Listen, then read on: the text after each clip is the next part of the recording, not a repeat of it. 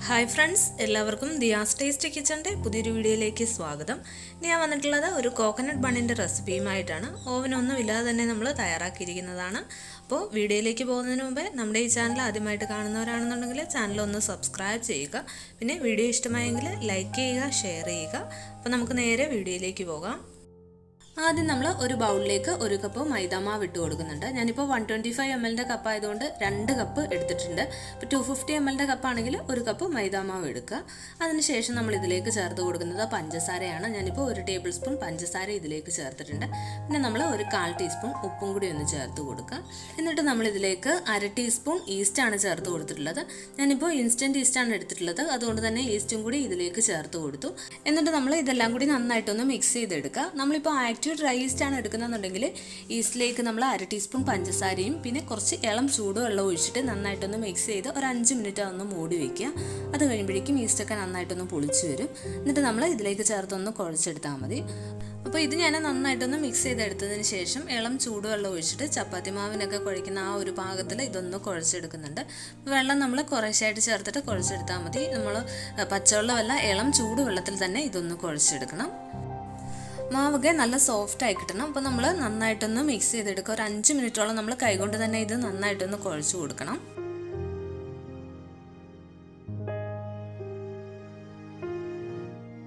ഇപ്പോൾ നമ്മൾ ഇത് നന്നായിട്ടൊന്ന് കുഴച്ചെടുത്തിട്ടുണ്ട്. ഒരു 5 മിനിറ്റോളം തന്നെ നമ്മൾ ഇതൊന്ന് കുഴച്ചെടുത്തു. അതിനുശേഷം ഞാൻ ഇതിൻ്റെ മുകളിലേക്ക് ഒരല്പം ഓയിലൊന്ന് ഒഴിച്ച് കൊടുത്തിട്ടുണ്ട്. എന്നിട്ട് നമ്മൾ ഓയിൽ എല്ലാ സൈഡിലേക്കും ഒന്ന് തേച്ച് കൊടുക്കുക. ഇനി ഈ മാവ് ഒന്ന് ഡ്രൈ ആയി പോകാതിരിക്കാൻ വേണ്ടിയിട്ടാണ് നമ്മൾ ഇതിൻ്റെ മുകളിലേക്ക് ഓയിൽ തേച്ച് കൊടുത്തിരിക്കുന്നത്. ഇപ്പോൾ എല്ലാ സൈഡിലേക്കും ഓയിലൊന്ന് തേച്ചെടുത്തതിന് ശേഷം നമ്മൾ ഇത് ഇനി ഒന്ന് മൂടി വെക്കുകയാണ്. ചൂടുള്ള സ്ഥലമാണെന്നുണ്ടെങ്കിൽ 1 മണിക്കൂറൊക്കെ ഇതൊന്ന് മൂടി വെച്ചാൽ മതിയാവും. അപ്പോഴേക്കും മാവൊക്കെ നന്നായിട്ടൊന്ന് പൊങ്ങി വരും. ഇനി ഈ കോക്കനട്ട് ബണ്ണിലേക്ക് വേണ്ട ഫില്ലിംഗ് ഒന്ന് റെഡിയാക്കി എടുക്കണം. അപ്പോൾ അതിനായിട്ടുള്ള ഡെസിക്കേറ്റഡ് കോക്കനട്ട് നമുക്ക് ആദ്യമേ ഒന്ന് റെഡിയാക്കാം. അപ്പോൾ അതിനായിട്ട് ഞാനൊരു മിക്സിയുടെ കപ്പിലേക്ക് 1/2 കപ്പ് തേങ്ങ ചിരുകിയത് ഇട്ട് കൊടുക്കുന്നുണ്ട്. അപ്പോൾ 1/2 കപ്പ് തേങ്ങ ചിരുകിയത് ഇട്ടതിന് ശേഷം നമ്മൾ ഇതൊന്ന് പൾസ് ചെയ്തെടുക്കുക. നന്നായിട്ട് അരഞ്ഞൊന്നും പോകരുത്, ഒന്ന് പൾസ് ചെയ്തെടുത്താൽ മാത്രം മതിയാവും. എന്നിട്ട് ഞാൻ ഒരു പാനിലേക്ക് ഇതൊന്ന് ഇട്ട് കൊടുക്കുന്നുണ്ട്. അതിനുശേഷം നമ്മൾ ഇത് നന്നായിട്ടൊന്ന് വറുത്തെടുക്കണം. ആ തേങ്ങയിലുള്ള വെള്ളമൊക്കെ നന്നായിട്ടൊന്ന് മാറി കിട്ടണം. എന്നാലും തേങ്ങയുടെ കളറൊന്നും ചേഞ്ച് ആവാനും പാടില്ല. അപ്പോൾ അതുവരെ നമ്മൾ ഒരു മീഡിയം ഫ്ലെയിമിലിട്ടിട്ട് ഇതൊന്ന് വറുത്തെടുക്കുകയാണ് ചെയ്യുന്നത്. സ്റ്റവ് ഒരു മീഡിയം ഫ്ലെയിമിലിട്ടിട്ട് ഇത് നന്നായിട്ട് ഇങ്ങനെ ഇളക്കി കൊടുത്തുകൊണ്ടേ ഇരിക്കുക. അതല്ലാന്നുണ്ടെങ്കിൽ തേങ്ങയുടെ കളറൊക്കെ അങ്ങ് ചേഞ്ച് ആയിപ്പോവും. അപ്പോൾ കളറൊന്നും ചേഞ്ച് ആവാതെ നമ്മൾ ഇതൊന്ന് വറുത്തെടുക്കണം.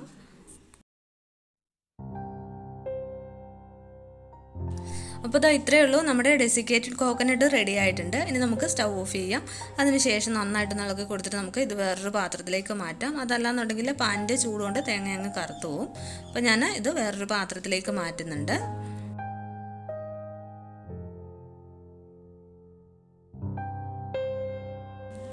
ഇനി ഇതിലേക്ക് ഞാൻ 2 സ്പൂൺ പൊടിച്ച പഞ്ചസാരയാണ് ചേർത്ത് കൊടുക്കുന്നത്. അപ്പോൾ നമുക്ക് ഫില്ലിങ്ങിന് മധുരത്തിന് ആവശ്യമായിട്ടുള്ള പഞ്ചസാര നമ്മൾ ചേർത്ത് കൊടുക്കുക.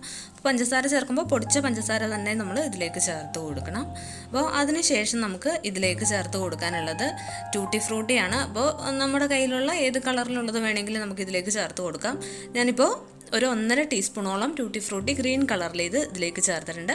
പിന്നെ നമ്മൾ റെഡ് കളറിലേത് 1 സ്പൂണും കൂടി ചേർത്ത് കൊടുത്തിട്ടുണ്ട്.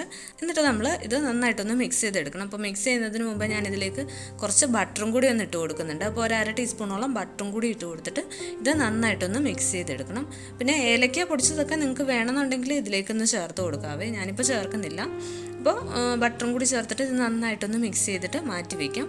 അപ്പോൾ ഇതാണ് നമ്മുടെ കോക്കനട്ട് ബണ്ണിനുള്ളിലെ ഫില്ലിങ്.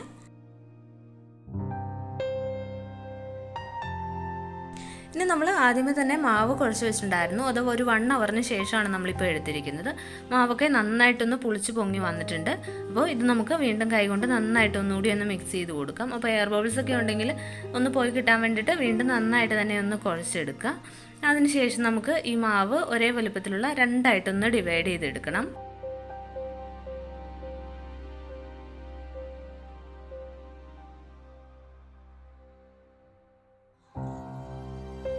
ഇപ്പോൾ നമ്മൾ ഇത് 2 ബോൾസ് ആക്കി എടുത്തിട്ടുണ്ട്. ഇനി നമുക്ക് കോക്കനട്ട് ബണ്ണ് സെറ്റ് ചെയ്യാനുള്ള പാത്രം ഒന്ന് റെഡിയാക്കണം. ഞാനിപ്പോൾ ഒരു 7 ഇഞ്ചിൻ്റെ കേക്ക് ടിന്നാണ് എടുത്തിട്ടുള്ളത്. അതിലേക്ക് നമ്മൾ കുറച്ച് ഓയിലൊന്ന് തടയി കൊടുത്തതിന് ശേഷം ഒരു ബട്ടർ പേപ്പറൊക്കെ ഇട്ട് റെഡിയാക്കി വെച്ചിട്ടുണ്ട്. അതിനുശേഷം നമ്മൾ ആദ്യമേ റെഡിയാക്കി വെച്ചിട്ടുണ്ടായിരുന്ന ആ ബോൾസ് നമുക്ക് ഒന്ന് പരത്തിയെടുക്കണം. അപ്പോൾ ഒന്നെങ്കിൽ നമുക്ക് കൗണ്ടർ ടോപ്പ് ഒന്ന് ക്ലീൻ ചെയ്തിട്ട് അതിലേക്ക് കുറച്ച് മൈദാമാവ് ഇട്ടിട്ട് ഇതൊന്ന് പരത്തിയെടുക്കാം. അതല്ലാന്നുണ്ടെങ്കിൽ ചപ്പാത്തി പലകയിൽ വെച്ചിട്ട് നമുക്ക് ഇതൊന്ന് പരത്തിയെടുക്കാം.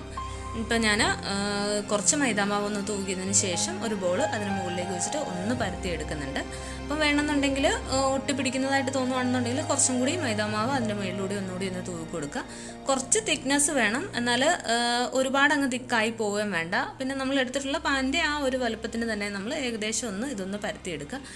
ഇപ്പോൾ ഇത് കുറച്ചൊരു തിക്നെസ്സോട് കൂടി തന്നെയാണ് ഞാനിപ്പോൾ ഇതൊന്ന് പരത്തിയെടുത്തിരിക്കുന്നത്. ഇത് നമ്മൾ ബട്ടർ പേപ്പറൊക്കെ ഇട്ട് റെഡിയാക്കി വെച്ചിട്ടുള്ള പാനിലേക്ക് ഒന്ന് വെച്ച് കൊടുക്കുക. അപ്പോൾ എന്നിട്ട് കൈകൊണ്ട് തന്നെ എല്ലാ സൈഡിലേക്കും ഇതിങ്ങനെ കൈകൊണ്ട് തന്നെ ഒന്ന് പ്രസ് ചെയ്ത് കൊടുക്കുക. അപ്പോൾ എല്ലാ സൈഡിലും ആയിട്ടില്ല എന്നുണ്ടെങ്കിൽ തന്നെ ഇത് എല്ലാ സൈഡിലേക്കും ഒന്ന് ആയി കിട്ടും. അപ്പോൾ ഇതാ കണ്ടോ. ഇനി നമ്മൾ ബാക്കിയുള്ള ആ ഒരു ബോളും കൂടി ഇതുപോലെ തന്നെ നമുക്ക് ഒന്ന് പരത്തിയെടുക്കാം.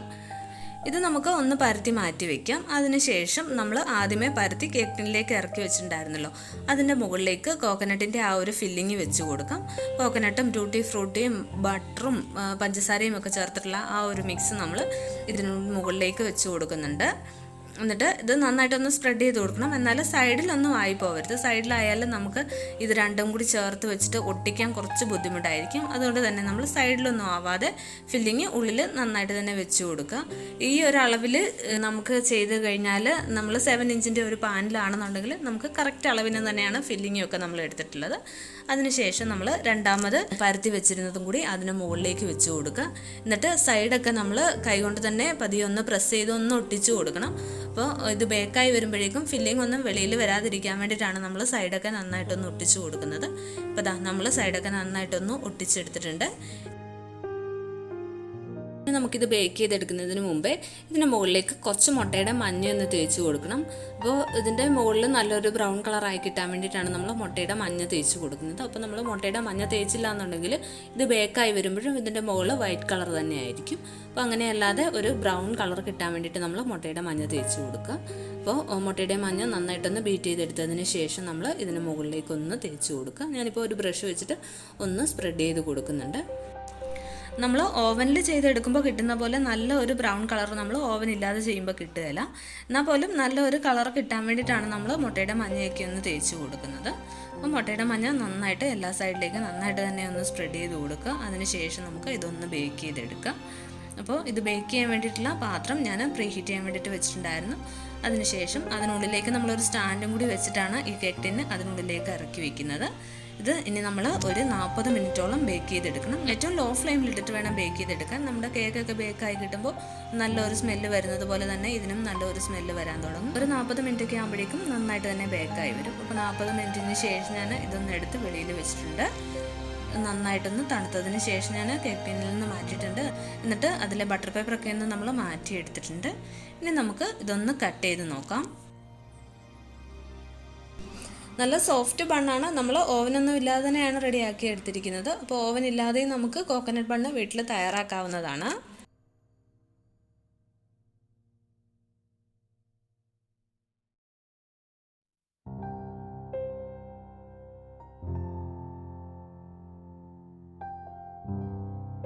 അപ്പോൾ നമ്മുടെ കോക്കനട്ട് ബണ്ണ് നമ്മൾ കട്ട് ചെയ്തെടുത്തിട്ടുണ്ട്. നല്ല സോഫ്റ്റ് ആയിട്ടുള്ളൊരു ബണ്ണാണ്. എല്ലാവർക്കും തന്നെ ട്രൈ ചെയ്ത് നോക്കാവുന്നതാണ്. അപ്പോൾ ഇന്നത്തെ വീഡിയോ ഇഷ്ടമായെങ്കിൽ ലൈക്ക് ചെയ്യുക, കമൻറ്റ് ചെയ്യുക. പിന്നെ നമ്മുടെ ഈ ചാനൽ ആദ്യമായിട്ട് കാണുന്നവരാണെന്നുണ്ടെങ്കിൽ ചാനലൊന്ന് സബ്സ്ക്രൈബ് ചെയ്യാൻ മറക്കരുത്. അപ്പോൾ ഇനി നമുക്ക് അടുത്ത നല്ലൊരു വീഡിയോയുമായിട്ട് കാണാം. താങ്ക്